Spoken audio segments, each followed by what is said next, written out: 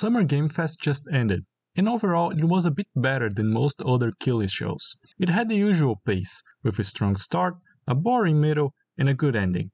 But it did not have as much ads and mobile games that these shows usually do, which made it a bit more bearable. So let's review it.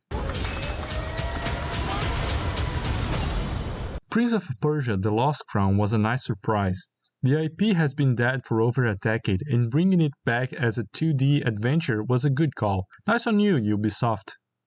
Mortal Kombat 1 was the first big trailer of the show, showing some of the cameo fighters and their uses in fights. Ed Boon also came out to explain how the cameo system will work and a little bit of lore over MK history. Remnant 2 had a new trailer with plenty of gameplay cuts. If you were into the first game, the trailer had exactly what you wanted, and the release date is July 25. I didn't even realize it was this close. Sonic Superstars was a nice review as well.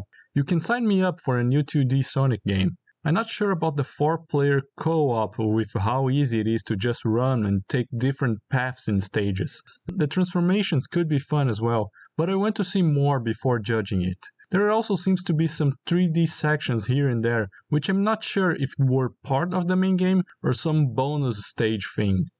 We got the first look at Like a Dragon Gaiden gameplay, and it looks like standard Yakuza combat, which pleases me. Only thing weird was the cable thing bringing objects to Kiryu. Final Fantasy VII Rebirth was the star of the show. The trailer teased Cloud's instability and showed places like Junon, Cosmo Canyon, Nibelheim, much more open environments compared to Midgard, more Turks, and finally playable Red 13. The early 2024 release window was a good review, but the 2 discs was a big surprise. I wonder how much stuff from the original will be in Rebirth.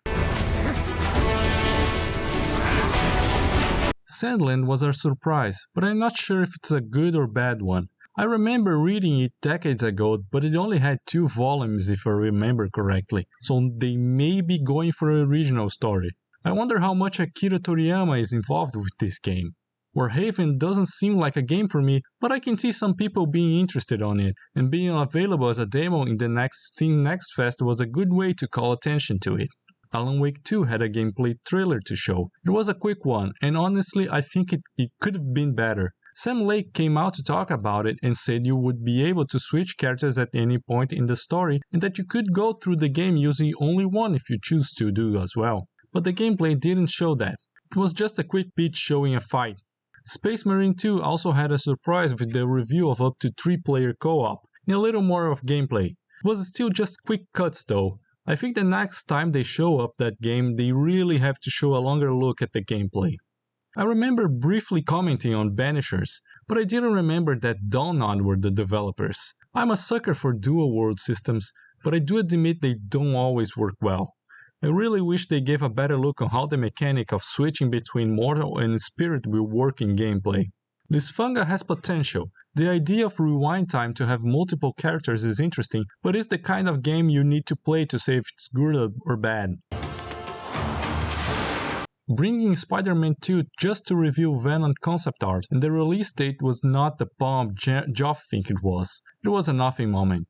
Under the Waves was also a bad moment. Just random scenes and dialogues with no connection whatsoever among them. And Power World had a trailer that was more of the same. I was hoping that they would show a bit more details. Annapurna is having a showcase on the 29th. We're having showcases announced on showcases now. Hooray!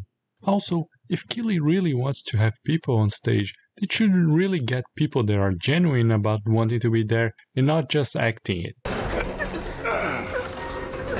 This was my review of the Summer Game Fest. If you want to add something to what I said, leave a comment below, subscribe, and I'll see you around.